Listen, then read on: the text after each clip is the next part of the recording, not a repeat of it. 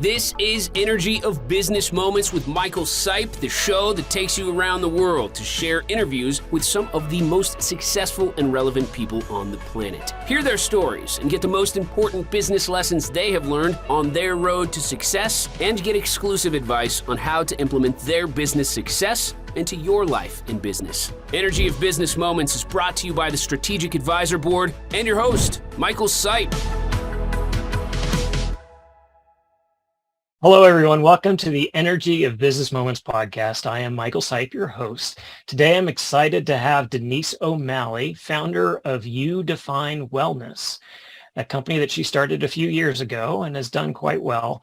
But I am really excited to talk about the energy she brings to this whole new healthcare and wellness space that's a bit revolutionary. So, Denise, welcome to the show. Glad to have you on today. Well, thank you for inviting me. I'm delighted to be here.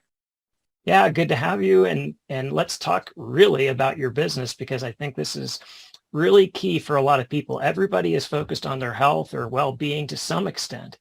And having an alternative to what they traditionally have is a pretty big deal. So tell us a little bit about how you got started and where you are today. It's a long story, so I'll make it short. I started in the insurance industry back in 1981, so it's been a few years now. And worked my way through the insurance industry. And quite frankly, I never liked it, but I, kept getting promoted and I was good at it. So I just kept growing in it.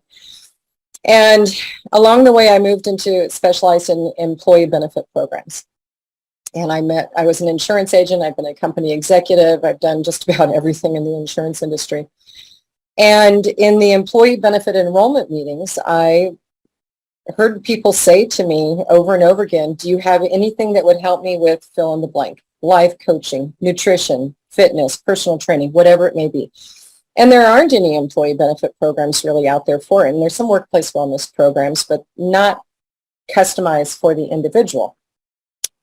And in December of 2015, I pretty much had it with the insurance industry. I'd seen how the sausage was made. I knew that I couldn't have an impact in the way I wanted to. I felt out of alignment with who I am and my integrity and my ethics. And so I quit cold turkey. I don't necessarily recommend people do that. But for me, I just woke up that morning knowing to save my soul, I needed to get out of the insurance industry. It just felt that dire. And I didn't have a backup plan, but I remembered that I had created an employee benefit plan for healthy living. It was focused on a massage therapy, and I'd done that a few years ago. It was sitting on my shelf, and for me, I just literally heard the words, you know what you need to do, Denise, get off your butt and go do it, and it was make it happen. And so You Define Wellness was born on January 1st, 2016, and we moved away from just doing massage therapy very early on based on advice from somebody who is pretty high in the massage therapy industry. She founded one of the nation's largest massage franchises. And she looked at my business plan and said, Denise, you're setting your sights too low. And that was the moment that we expanded to include all definitions of healthy living. And so that's how I got my start. Yeah, great story. And a lot of us, we come across something that just impels us to do something. Mm-hmm. Sometimes it's very spontaneous, as in your case. And then other times we have to plan it out and kind of be a little more measured about it, right? But in this case, it was clearly a message to you, and you went ahead and started moving forward. So tell us a little bit more about where you are today with that. That all makes sense, but obviously you want to provide a more robust package. So what are you offering, and how is that going into effect? Well, we've been around now for a little over 6.5 years, and it has been slow starting, fast in some ways. I mean, look back and it's like at everything that we've accomplished, and it's like, holy mac, it's a lot of stuff, but it seemed really slow at the beginning. I knew we needed to create a network of health and wellness professionals, so I started introducing this to health and wellness professionals, and pretty much universally, I heard from all of them saying, oh my gosh, this is exactly what we've always wanted. This is what my clients need, some version of that. So it gave me the confirmation, but we were creating something that never had existed before. So that means that it can be slow in starting up. There's a lot of starts. There's a lot of stops. There's a lot of stepping backwards and not getting discouraged by those stepping backwards. And we tested a number of programs in the marketplace, and we had a lot of starts and stops in the beginning. I mean, we really are creating something that hadn't existed before, right? So we would test products in the marketplace. And by early 2020, we were poised and ready to go. We had the connections. We had with the corporate decision makers. We had the products that we needed. We had the provider network that we needed. Everything was going so wonderfully. In February of 2020, I was so excited. And then the pandemic hit. And in March of 2020, and when everything shut down, I actually kicked it into high gear. I did not sit there and wallow in my, it's like, how frequently do we get an opportunity for the entire world to come to a crushing halt at the same time? We don't, and yet we did. And this was my opportunity to say, great, let's not introduce this new version of the product to the market. Let's pull from the market what we've had, because there was something within the programs that I wanted to change. Something wasn't working the way I wanted it to. And this was an employee benefit program. Employees had been signing up for it. They loved the idea of the employer helping them pay for massage or Reiki or life coaching or whatever it was. They loved the idea, but they weren't using it. And that was what wasn't working in our plan. So I literally pulled everything from the market and decided, let's redesign it. I didn't know that it would take more than 2 years later for us to come back to the market with a product, but we did. And in July, we just launched our latest program, and we fixed what was broken. And what was broken was, it's not enough to just get education, which we do, and it's not enough to just have the employer say, hey, I'm going to help pay for you to go get whatever you want done. You need to plan. You need to have an assessment of where you're at, and you need support. And so we integrated that into our program. So July, we launched the Healthy Living and Wellbeing Plan at the end of July. And by now we had grown to about over 300 providers in our network worldwide, and we were ready for the marketplace, and it has proven to be true. Employers are responding. In fact, we're just now getting ready to onboard a group that has 600 people. And so we're frantically making sure that everything is ready for them, because there's some differences that we've had to customize some things for them. But that's the beauty of what we've been able to do, is to help provide this support and offering something that nobody else is doing out there. Yeah, wonderful story. And what it strikes me is, as with any startup business, there are these great leaps forward, and then there are these setbacks. And sometimes, you have these moments, and clearly, in this case for you, I love how you took the shutdown into 2020 and you saw that as an opportunity. And so obviously, visionaries, leaders see in the crisis space, what's the opportunity? It's a higher energy level to be doing that, rather than to wallow in the muck of like, how long is this going to last? Why us? All those kinds of questions that tend to come, but it's sort of a lower energy level. So clearly you pivoted there, but for a lot of our audience, they want to hear about, hey, tell me a little bit more about a low moment as a business owner. And how did you, Denise, adjust to that low moment and come back out on the other side? I've had 2 low moments in the last 3 years. Before that, it's been kind of a blur, and I can't think about what that may have been. But they had to do with my health. In July of 2019, I had my 10th concussion. And they get progressively worse every time you have another concussion. And it was very hard to function. And yet I had to, because I was the only part of our company, right? So I had to keep functioning. And I look back at some of the work that I did back in that period of time, and it's like, somebody should have said, no, just stop. The other low moment for me was in February of 2021, where I slipped and fell on the ice. I dislocated my shoulder. I tore my bicipital tendon. I had 0 use of my right arm, and I'm right-handed. And yet, again, I couldn't stop. I did sleep on the couch for 7 weeks because I had to be vertical. I couldn't lay flat without being in sheer pain. And again, I did not have the team who I could turn things over to and say, okay, I need to take a week off and recuperate. I needed to take a week off and recuperate. I needed to have an MRI and have surgery. I know that's what the course would be.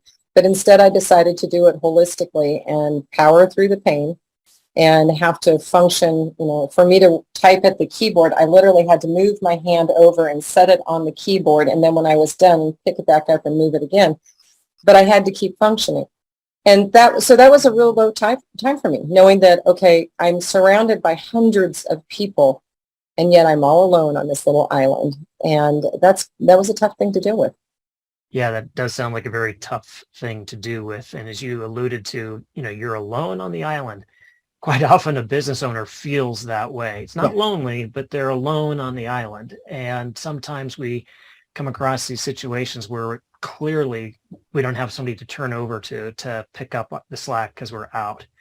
And so if you had no other choice but to power through.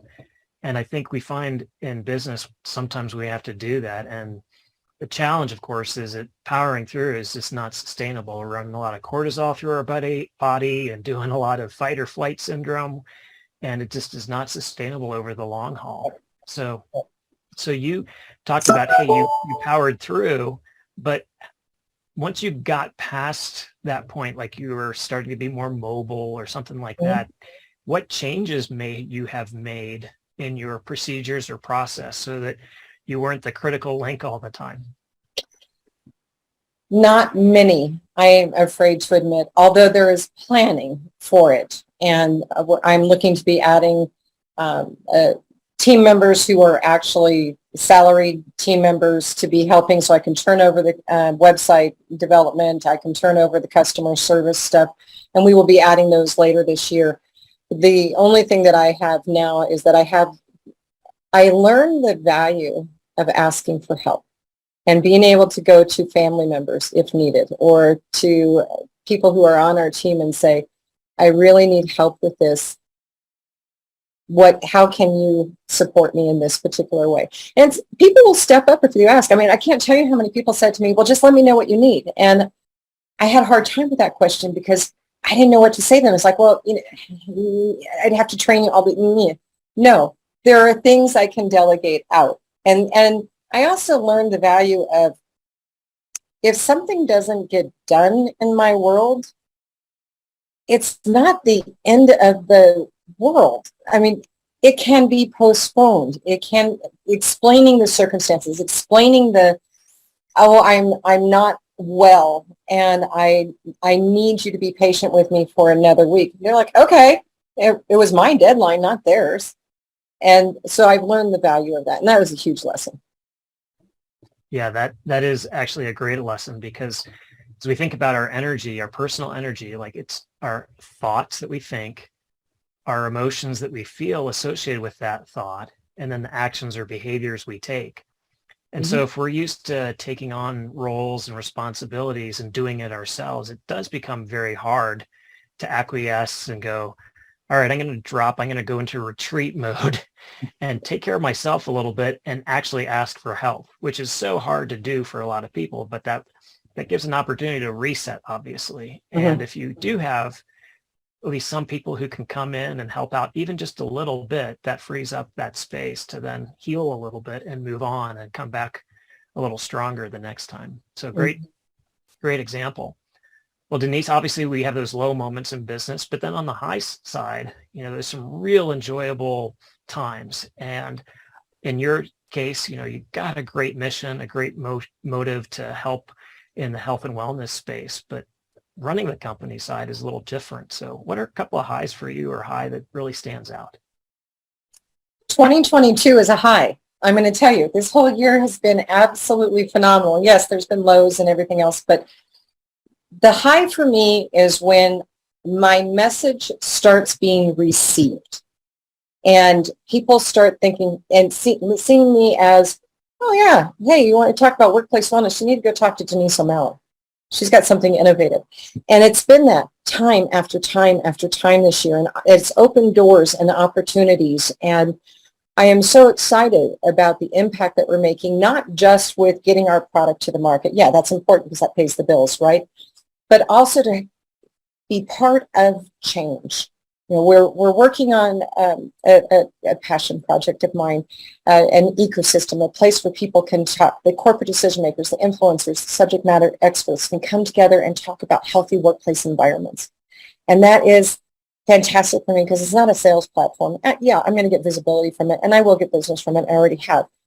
But it's a place where people can come and start talking about healthy workplace environments. And I'm not talking about replacing the water in the vending machine, you know, the soda in the vending machines with water. I'm talking about culture and leadership and everything that goes into the environment of a workplace.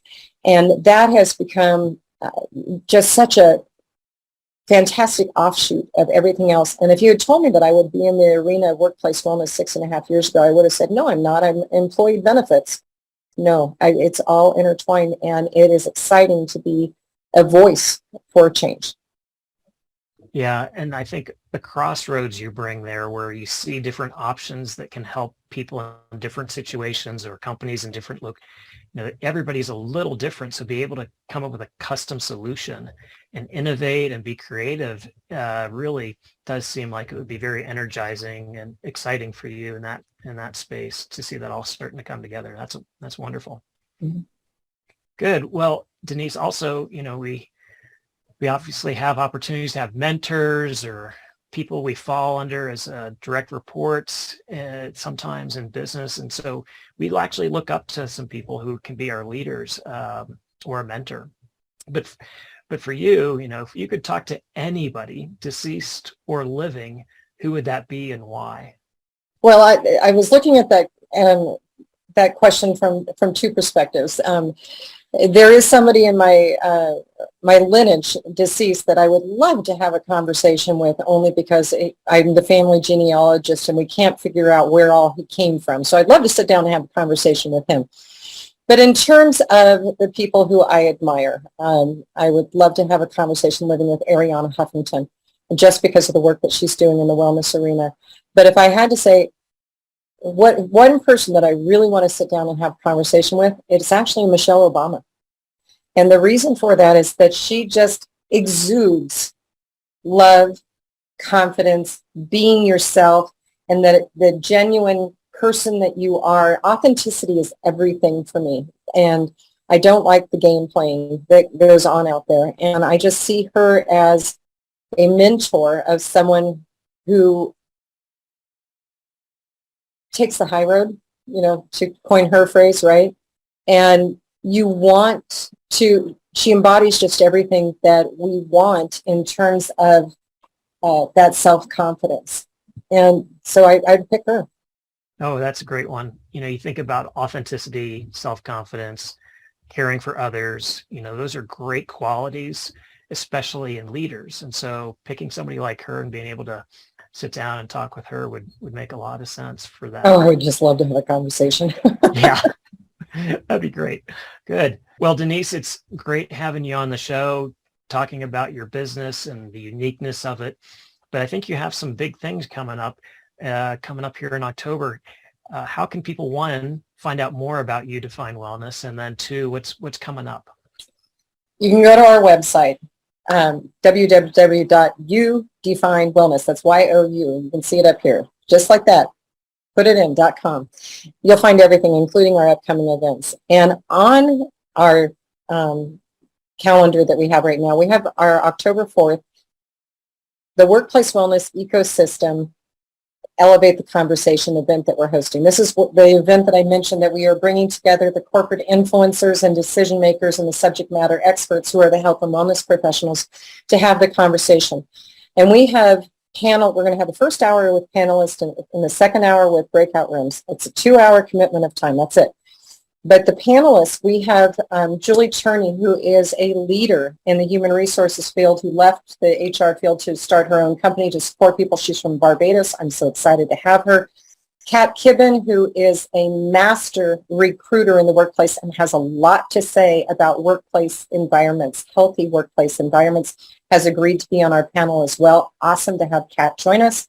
And then we have two health and wellness professionals, both who have experience on the corporate side, both who do some life coaching or some health coaching, and they have a lot of things that they want to add to the conversation as well. Plus, we have a lot of people who will just be in the Zoom room and contributing to those conversations. And then the breakout rooms are 20 minutes, real fast, 2 rounds of it with subject matter experts, health and wellness professionals. And you're one of them, if I remember right, where they can go into the breakout room and start building that know, trust, and like with the health and wellness professional. They're not going to solve the world's problems in 20 minutes in a breakout room, but they're going to get that relationship going. They're going to learn more about something that can help in the workplace from that subject matter expert. So we're excited. We'll do this on a quarterly basis with a different round of panelists and breakout rooms every single time, but the upcoming one is October 4th, 2022. We're really excited. Great. And then that's on your website. They can find that on the website, right? Absolutely. It's on the website. Good. Good. Well, Denise, thank you for being on the show today. It's great getting a chance to chat with you again, and also wish you the best in your business. Again, thanks for being on the show. Thank you for having me. Hey, listeners and viewers. If you enjoyed the discussion and want more, you can learn how to raise the energy of your business at the SAB website or my own website, sipcoaching.com, where you can find specialized programs and offers to help you grow yourself and your business. Have a great day. Thanks for listening to Energy of Business Moments with your host, Michael Sipe. Please leave your feedback and visit strategicadvisorboard.com to get the latest and greatest business advisement on the planet. Follow us on social media for updates, and we will see you on the next episode.